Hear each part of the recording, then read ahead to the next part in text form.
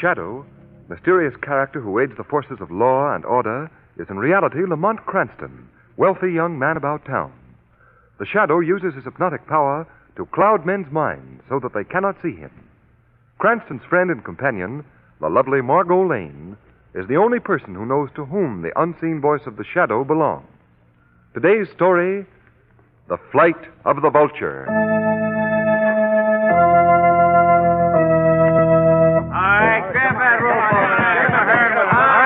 You guys, get those old nags into the barn and make it snappy. Oh, we're working as fast as we can, boy. Hey, you in that dirt stock van. Yeah, boy. You left headlamps out. Okay, I'll make it. Come on, lock up those vans. We'll be here all night.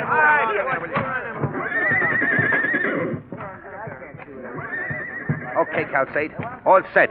The old nags in the barn, the thoroughbreds in the stock vans. Did you count them careful? Sure did. One old nag in the barn for every thoroughbred horse we took out. 10 horses in, 10 horses out. All right. All right, you men driving those stock vans, you've got your orders, so get going. Okay, boss. Here we go. All right. Come on, push them along. Roll them fast, will you? Hard. Yeah, boss. All those old nags tied up in their stalls? Yeah. Not a chance of any of them getting out. They're tied fast. All right, let's go in the barn. Right.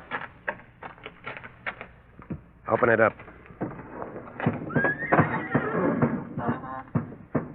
And I guess everything's all set.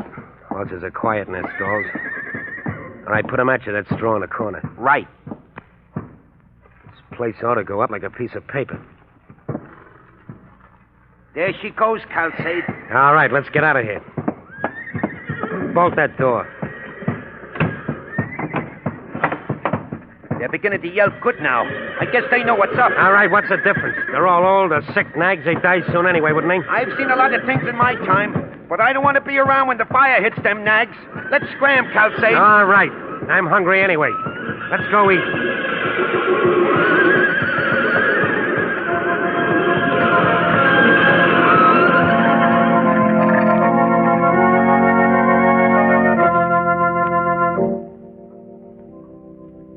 You think this Mr. Calcade's going to show up? He said he would, Clara. Honest, Mark, I most wish he wouldn't show up at all. I know how you feel, Clara. I hate to part with old Jim myself. Why, that old horse practically raised our Bobby. You know, I'm mindful of the time he waded out in the river when Bobby was drowning. That old horse acted like a human. He pulled alongside so the lad could climb on his back. I wish we could keep old Jim, Clara, but what can we do? If we don't pay no taxes, we won't have no home. All I know is we're in want. I know. The Lord's providing. It ain't for us to wonder why. Blessed be the Lord. Amen.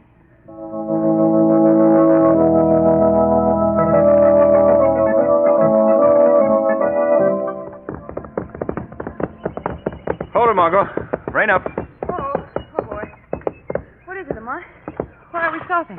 I just wanted you to feast your eyes on this countryside. Oh, it is lovely, isn't it? Isn't it? Doesn't that hill over there remind you of a scene in one of those old Western movies you saw when you were a kid? Say, it does at that. All it needs is a silhouette of William S. Hart on horseback.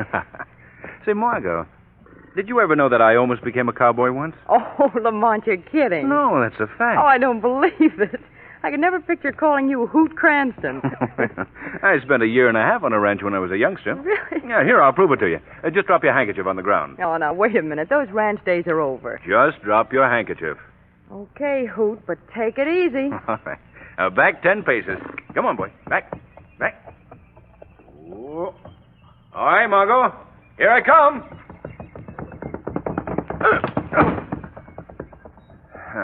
Well, anyway, you got the handkerchief. Yes, but who's going to get my horse? Here he comes back again. Listen, from now on, Hoot, I'd advise you to do all your handkerchief picking up in department stores. I think you're right, Margot. Hi, Mr. Cranston. Miss Lane. Well, hello, son. Well, Bobby Heflin, you're getting to be quite a little man. Why, you've grown a lot since the last time we visited the Wentworth. Gee, Miss Lane, you look pretty in that riding suit. Oh, Bobby, bless you, and thanks. Bet Mr. Cranston thinks so, too. Tell you, Lamont, there's nothing wrong with that young man's poise. Oh, quite the urban young gentleman. I'll have to tear a leaf from his book. Not a bad idea. How are your mother and father, Bobby? Mother's fine, but Dad's ailing with rheumatism. Oh, that's too bad. Oh, how about your old horse, Jim? I hope he's all right. There he is. See? Over by the barn. Oh, yes. Suppose he remembers us, Bobby. Who, Jim? Say, he never forgets a friend. Call him. Hey, Jim. Look at his ears go up. He heard you. Come on, Jim. Come on, sir. Come on. Oh, he is coming. He remembers you all right, Mr. Cranston. Come on, old fella. Come on. Oh, he's a wonderful old horse, isn't he? Wonderful. Of course he is. Well, Jim, old boy, how are you? See, Mr. Cranston? He's talking to you. Well, you're a good old horse. You were one of the finest jumpers I've ever seen. Weren't you, Jim, huh? Nod your head, that's it. Can he still laugh, Bobby? Oh, sure. Want to see? Hey, Jim, give Miss Lane a smile. He's not smiling, he's laughing at me. Well, Bobby, we must be going along. Thanks for a very interesting little exhibition. You're welcome. Goodbye, Miss Lane. Goodbye, Mr. Cranston. Bye, Bobby. So long, Jim. Bye, Bobby. Bye. Come on, Jim. Let's go and get you some water. Gee, Jim, someday I'm going to get a nice riding suit like Mr. Cranston had. Then you and me will ride way over to Martinsville. Hey, Bobby. Come here, son. Oh, Pa, Miss Lane and Mr. Cranston were just here. They're visiting the Wentworths. That's so. You just missed them. Oh, did I? That's too bad. Hey, Hep. You go to the house, son. Your ma wants you. Can I take Jim to water first, Pa? No, son. You leave Jim here. This gentleman wants to look him over. Look him over? What for? You a veterinary, mister? No, kid. Bobby, go to the house. I'll tell you all about it later, son. All right, Pa. Don't talk in front of the boy, Mr. Calcade. Old Jim's the apple of his eye. I guess the old horse loves the boy just about as much. Yeah, kids are funny. They can get attached to any old miserable nag. Yeah. Well, I told you old Jim didn't amount to much as you figure horse flesh. Certainly a bag of bones, all right. But he means a lot to folks hereabouts. Well, if anyone's willing to pay more than $20 for him, they'll bet on my price. $20. Is that what you're offering me? Well, I'll tell you what I'll do. I'll give you $35. Now, before you answer me, look at my stock van out there on the road. See them old nags? Yes? Well, I bought the push of them for what I'm offering you for this one. All right. All right, the horse is yours. Treat him well. He's been a good old fella. Yeah. Don't worry about that, mister. I know how to treat horses. Yep. Poor old Jim. Pa! Oh, Pa! Bobby, go back to the house, son. Go back. That man, he's taking old Jim away. Where's he taking him, Pa? Where's he? Look, son, you love your ma and pa, don't you? Yes, Pa, and old Jim, too. I love him. Yes, I know you do. We all do. But, son, you know me or your ma wouldn't do anything out and out wrong, don't you? Yes, Pa. Well, you'd believe me if I tell you we were in danger of losing the farm. Yes, Pa. You know, Jim never refused to do anything to help us. No, never, but Pa... Listen to me now, son. All right, Pa. That's what Jim's doing now. He's helping us, same as always. Helping us keep our farm. And you got to help too, son. By being a little man now, you... But, Pa, how's Jim helping us by going away with that man? Well, son, it's like this. We need money, need it bad. Taxes to pay. Pa, you ain't sold Jim. Answer me, Pa. Yes, son, we had to. Oh, no. Oh, don't, Pa. Get him back. Easy now, son. Pa, Jim's our friend. Do people sell a friend? No, Would you sell me, Pa? Oh, Lord bless you, no, son, of course not. You sold Jim. Son, I'm trying to make you understand. There's a lot of things people have to do against their will. This is one of those things. Don't you understand that? No, Pa. Well, you will someday. Someday you'll understand. Now, come on, son. Let's go to your ma. Pa, look. That man. Yeah. He's making Jim get in with those other horses. Don't look over there, son. Come to the house now. He's whipping Jim. Pa, stop him. Don't let him do that. Come on, son. Come on. No, make him stop. Make him let Jim go. Son. Jim, Come back, son. Listen, B. You can't do Come that. back, son.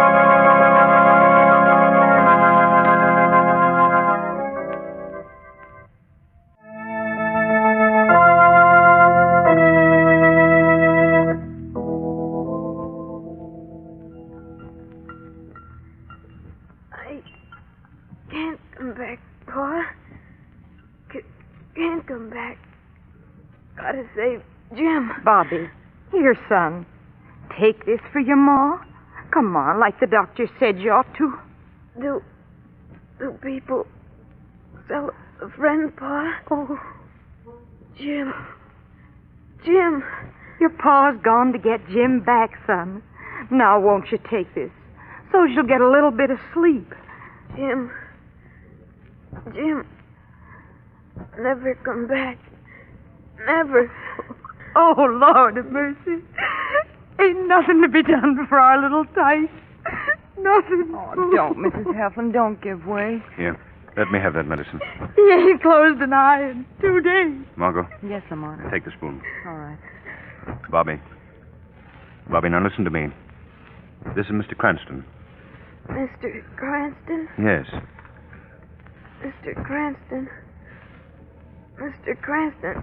I saw you coming over hill. Riding old Jim. Bobby, will you drink this for me? It'll put you to sleep. And when you wake up, we'll talk about Jim. Will you bring him back? Yes, Bobby, I will. Oh, Mr. Cranston. If you do, I'll pray for you. So will Jim. Oh, Bobby. Thank you, Bobby. Now, will you take the medicine? Here we are. That's it. Take a good long drink, son. Oh. Yeah. And just a little more. There, that's fine. Now, lie back and sleep. Sleep. Wake up. Talk about Jim. Talk about old Jim. Bobby. Son. Oh, you've done it. Praise be the Lord. You've done it. He's going off to sleep. Oh, thank heavens. He certainly needs it badly. Well, there's only one thing to do. Old Jim will have to be brought back. Back.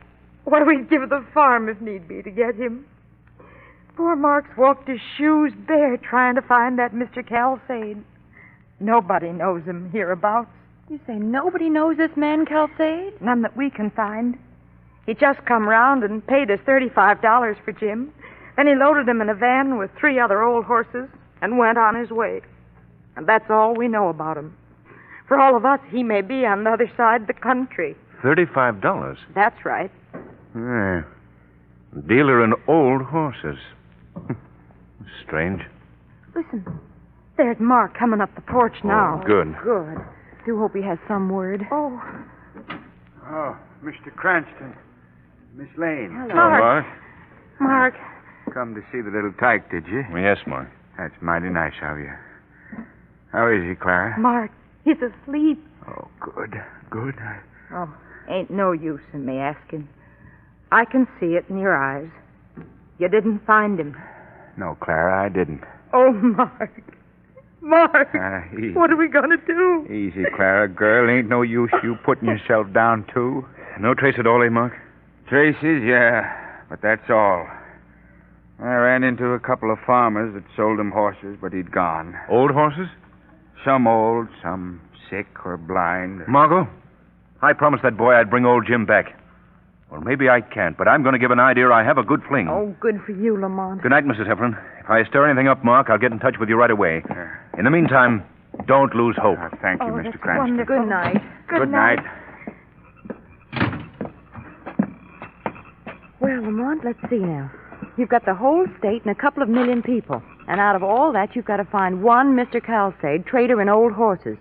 How do you think you're going to bring about such a momentous social event? Well, suppose we start by calling on some farmers. Or rather, let me correct myself. Suppose the shadow starts by calling on some farmers.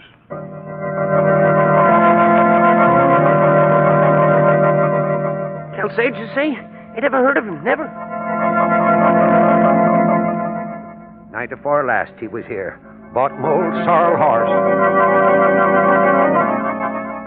Long about noon today he came, but I had nothing to offer.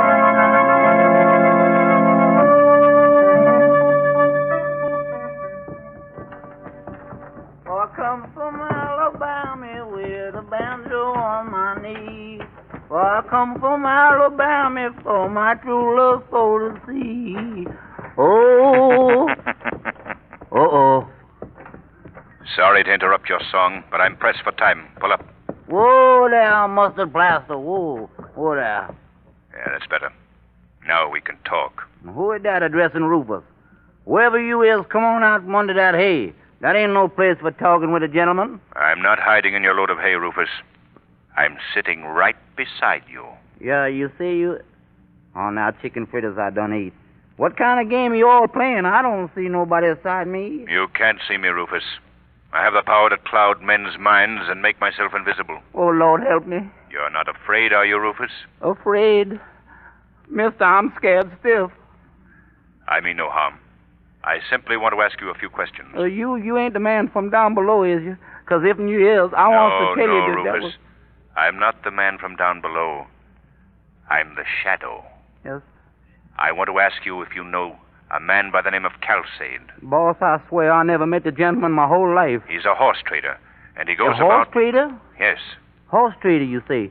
Well, there's a gentleman was buying a horse from my boss tonight. Yes? What kind of horse? Well, sir, he ain't no county... An old horse? No, sir. Yes, sir. Rufus, don't mention a word of this to a soul. I want to follow that man when he leaves your boss's farm. Remember now, not a word. Mr. Shadow, after this, I don't reckon I'll be able to open my mouth for at least 4 days.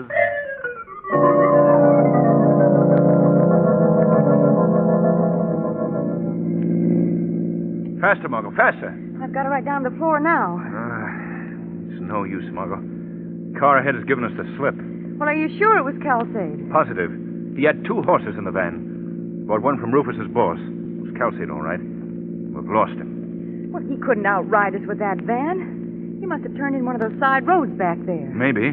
Turn back, Margot. We'll scour the countryside. We've got to get a line on Calcade.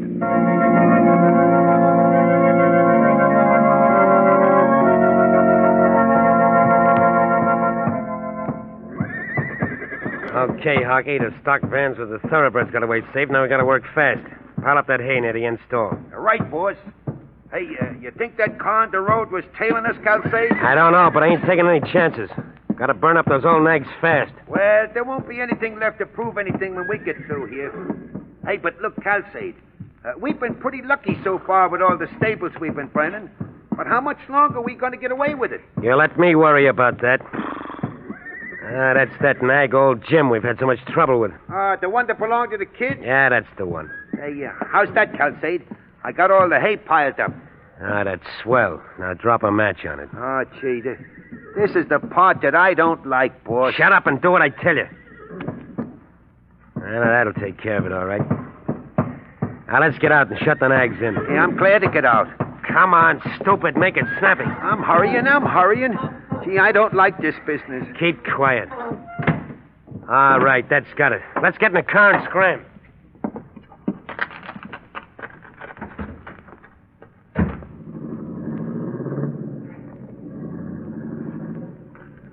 Come on out, Margot. They've gone. Thank heavens.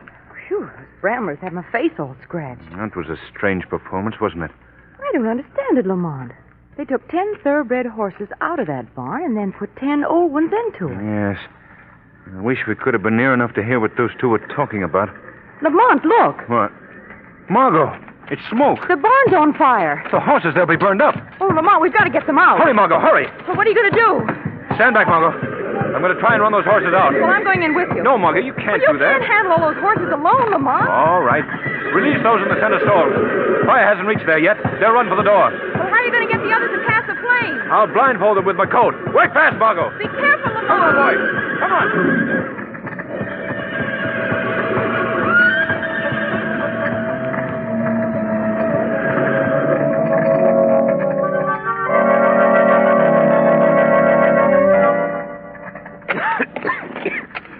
Come on, boy.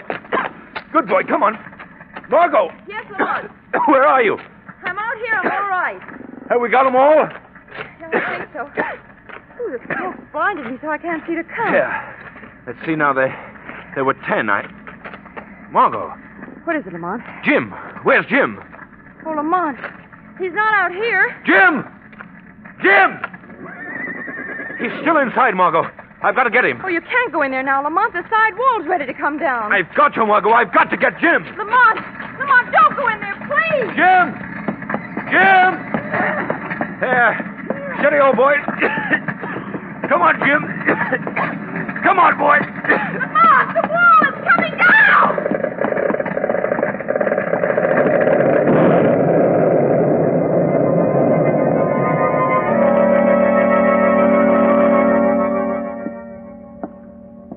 What kind of an insurance outfit is this? How long do I have to wait, Macy? Sit down, Mr. Calsade, and calm yourself now. Check's being drawn. Has to be okayed by several officials first. Oh, by the way, Mr. Calsade, this is the 5th time in 2 months that you've lost a stable full of horses. Rather unusual, isn't it? Isn't it enough that I lost my fine-blooded stock without being tied up in red tape? And answering your silly questions? Are you laughing at me? I didn't laugh. I laugh, Calcade. Hey, what is this? Who's doing the talking? It is I, Calcade. The Shadow. The Shadow? Why, this is screwy. I hear the guy and I don't see him. No, Calcade, you can't see me. And that's too bad. You can't see how sorry I am for your pathetic plight. The loss of your fine-blooded stock. The stock, yeah. In fact, you don't realize how completely you've lost them.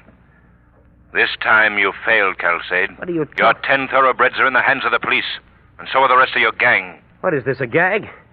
Fire chief told me the horses were all burned up. Did you see the charred remains when you returned to the barn after the fire?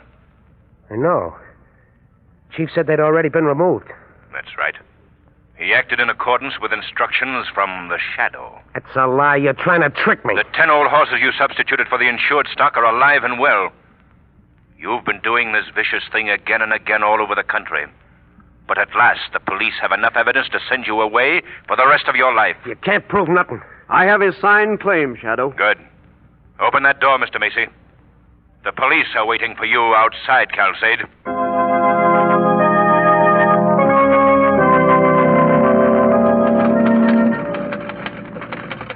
Well, package is all set, Margot. How about the note? Here we are, Lamont. All right, read it to me, will you, Margot? Mm-hmm. Dear Bobby, enclosed is your riding habit, made just exactly like Mr. Cranston's. Old Jim's blanket should reach you before you get this. Mm-hmm. We are both looking forward to our ride over to Martinsville with you and Jim. Love. Good. I'll put it right on top. All right. There we are.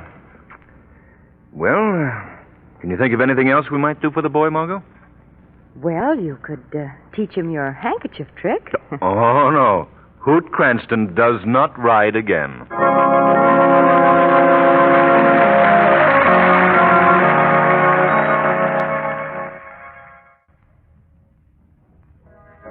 Today's program is based on a story copyrighted by the Shadow magazine. The characters, names, places, and plot are fictitious. Any similarity to persons living or dead is purely coincidental. The weed of crime bears bitter fruit. Crime does not pay. The Shadow knows.